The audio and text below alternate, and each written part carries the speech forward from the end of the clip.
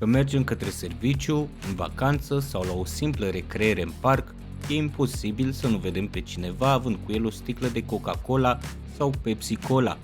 Sau, în cele mai multe cazuri, suntem chiar noi cei care consumăm una dintre aceste două băuturi. Dar câți dintre cei născuți după 1990 știu că Pepsi este băutura generației părinților noștri? Și de ce este Pepsi și nu Cola? Pepsi este consumat de români de 57 de ani, mai exact din 1967, iar Cola de numai 32 de ani, adică din anul 1991, anul îmbutelierii primei sticle de Coca-Cola în România. Încercăm să povestim și să explicăm în acest clip cum a ajuns Pepsi răsfățul adolescenților în timpul perioadei comuniste. Reportaj de sezon fără martie din post? Nici de cum. Iată o corespondență de la reporterii noștri năpăstuiți vai de zilele lor pe litoral. Dacă sunteți extenuat de lupta cu valurile, consumați Pepsi Cola. Dacă dușmanii râvnesc să vă sufle dulcineia, n-aveți decât să suflați și dumneavoastră. Pepsi, având energie, dinamism, atrași de tamtamul reclamei, ne-am înființat la izvoarele miraculoasei băuturi. Fabrica din Constanța are un debit impresionant și localnicii n-au de ce se plânge. Ce fac însă bucureștenii și cei din alte orașe unde Pepsi Cola e sublimă, magnifică, dar... Tovarăși din comerț, poate ne ajutați să ne dedulcim și noi mai des cu puțin avânt și energie. Yep, în 1968, televiziunea română difuza reclame pentru Pepsi și da, vedeta Pepsi era mult îndrăgitul actor Dem Rădulescu. Mă duc la bufet să iau o răcoritoare, o ceva de băut. Cum s-a ajuns aici?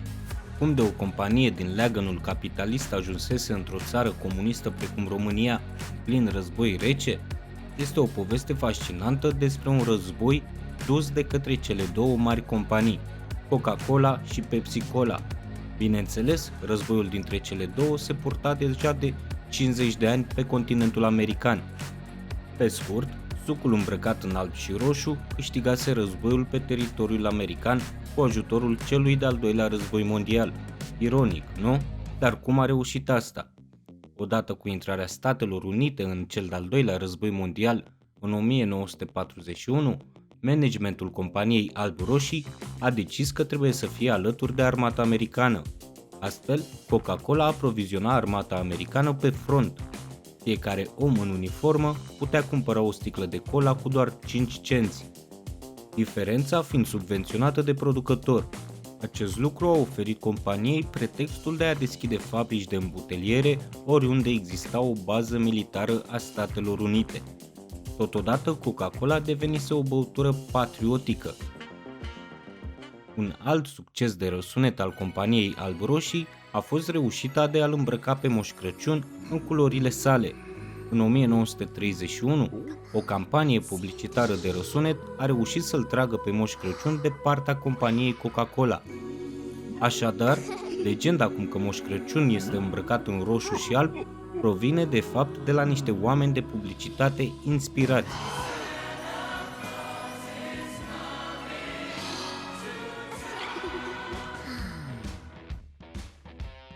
Revenind la politicul din spatele acestor campanii, la finalul celui de-al doilea război mondial și în mijlocul războiului rece, Coca-Cola câștigase teren, doar fusese băutura preferată a armatei câștigătoare. War. It's fantastic. Astfel, pe panourile publicitare de pe teritoriul Americii, alături de sticla Coca-Cola stătea scris: când ne gândim la comunism, ne gândim la cortina de fier, dar când ei se gândesc la democrație, se gândesc la Coca-Cola.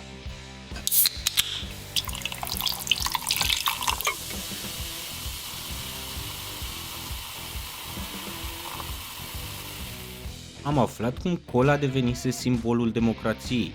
Coca-Cola inovase piața publicitară, adăugând o componentă ideologică campaniilor. Un obicei foarte răspândit astăzi printre brandurile mari ale lumii, reprezenta atunci o inovație. Ce putea face Pepsi în cazul ăsta pentru a recupera teren? Singura opțiune era contraatacul. Interbelicul fusese câștigat de Cola, care devenise catalizatorul armatei americane, designerul lui Moș Crăciun și care niciodată nu lipsea de pe mesele familiilor la cină. Astfel, Pepsi a atacat o altă problemă din societatea americană a acelor vremuri, segregarea rasială. A acordat o mare atenție publicului afroamerican. Vedete de culoare ale sportului și jazzului deveneau imaginea Pepsi. În același timp, campaniile lor publicitare vizau și publicul tânăr, care voia altceva. Aceste campanii au reprezentat începutul succesului pentru Pepsi, însă nici Coca-Cola nu stătea cu mâinile în sân. În 1952, generalul Dwight D. Eisenhower, erou al celui de-al doilea război mondial și fan Coca-Cola, devenise noul președinte al Americii. Pare incredibil, dar aceste companii cam la nivelul acela jucau în acele vremuri și cu siguranță asta fac și astăzi.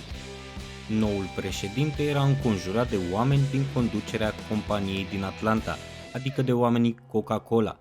În timpul ăsta, vicepreședintele Americii era Richard Nixon, considerat antipatic și exclus din cercurile companiei Coca-Cola. Un amănunt de care Pepsi urma să profite. În 1959, Richard Nixon urma să viziteze expoziția culturală de la Moscova, vizită pe care Coca-Cola a refuzat să o sponsorizeze cu pretextul poziției anticomuniste pe care compania o avea. Dar Pepsi nu a refuzat această sponsorizare, mai ales că Richard Nixon era mai aproape de imaginea pe care ei o doreau, tânărul nonconformist. În Moscova, Nixon alături de executivii Pepsi au reușit să obțină o fotografie cât 1 miliard și un infinit de cuvinte. L-au convins pe Nikita Hrușciov, președintele URSS, să bea din băutura de peste ocean Pepsi. În acel moment, Pepsi câștiga puncte importante. Devenise băutura care detensiona relațiile ruso-americane, aducea, într-o mică măsură, pacea. Fotografia cu președintele Rusiei sorbind din băutura americană făcea înconjurul lumii. Păstrând proporțiile, o putem compara cu fotografia din 1994 în care Ion Iliescu gusta cartofii prăjiți de la McDonald's. Aceste fotografii reprezentau tendința către occidentalism. Așa a pătruns Pepsi pe tărâm sovietic. Ba chiar până în 1985, Pepsi a deținut monopolul, cola neavând voie să apară pe rafturile magazinelor rusești. Pentru că rubla rusească nu avea valoare la nivel internațional, URSS și Pepsi au apelat la schimburi. Rusia primea Pepsi și oferea înapoi vodka Stolichnaya. Până la finalul anilor 80, rușii beau aproximativ 1 miliard de porții de Pepsi pe an. Odată cu boicotul american asupra URSS din cauza războiului ruso-afgan de la finalul anilor 80, Pepsi a refuzat să mai primească vodka rusească. Aceasta a fost înlocuită cu submarine și nave de război, iar Kendall, CEO-ul Pepsi din acea vreme, i-a reproșat președintelui Bush că dezarmăm Uniunea Sovietică mai repede decât tine. Aceasta a fost o altă lovitură de imagine reușită de Pepsi. După succesul avut în Rusia în promovarea sucului roșu-albastru, Nixon urma să candideze pentru funcția de președinte al Statelor Unite, însă nu reușea să-i convingă pe americani că merita să ocupe scaunul președintelui. Era învins în 1960 de John Fitzgerald Kennedy. O altă înfrângere o suferea 2 ani mai târziu. Candidase pentru funcția de guvernator al Californiei, însă din nou fără succes. Decidea astfel să suspende cariera politică și solicita un interviu de angajare la, unde credeți, Pepsi? Nu, la Coca-Cola. Fiind detestat de întreaga conducere a companiei Coca-Cola, era refuzat, așa că se îndrepta către Pepsi, unde urma a fi primit cu brațele deschise. Rolul său era de ambasador Pepsi și misiunea sa era de a extinde vânzările de licențe Pepsi în cât mai multe țări ale lumii. Așa a ajuns Nixon prima dată în România în anul 1967, în calitate de ambasador Pepsi, nu în calitate de președinte al Statelor Unite ale Americii. Ca președinte urma să viziteze țara noastră în 1969, dar vom povesti despre asta într-un alt episod. Delegația trimisă de Pepsi în România, alături de Nixon, reușea să semneze un acord cu guvernul României. Ofereau concentrate de Pepsi și primeau la schimb vinul românesc. Prima fabrică Pepsi din România a fost deschisă la Constanța și odată cu ea a luat naștere expresia de pe plajele românești: "Haide că s-a băgat Pepsi". De menționat faptul că România trecea prin perioada de așa zisă deschidere față de Occident. Nicolae Ceaușescu, fiind ales secretar general cu numai 2 ani înainte, se arăta foarte deschis la o colaborare cu Occidentul. În aceeași perioadă, în 1968, America era zdruncinată de mișcări de protest. Generația născută după al doilea război mondial, așa zis și boomeri, pe atunci adolescenți, refuzau conformismul și mai ales o băutură care fusese în război, mai exact Coca-Cola. Richard Nixon, ambasadorul Pepsi, în următoarea campanie electorală, le promitea tinerilor că va opri războiul din Vietnam. Această promisiune, împreună cu promovarea occidentalismului în țările controlate de Uniunea Sovietică, l-a făcut pe Nixon președinte în SUA. Intrarea unui produs precum Pepsi în România comunistă a anilor 60 este un eveniment care arată cât de puternice pot fi brandurile din punct de vedere simbolistic în contextul politic global, dar și că politica nu se face doar în birourile guvernanților, ci și în ședințele angajaților din domeniul publicității. În aceeași perioadă, România cumpăra și alte licențe occidentale, precum Renault sau MAN pentru Roman Brașov. Totuși, nu acesta este deznodământul războiului Coca-Cola versus Pepsi-Cola. După câteva decenii, românii s-au revoltat împotriva sistemului comunist.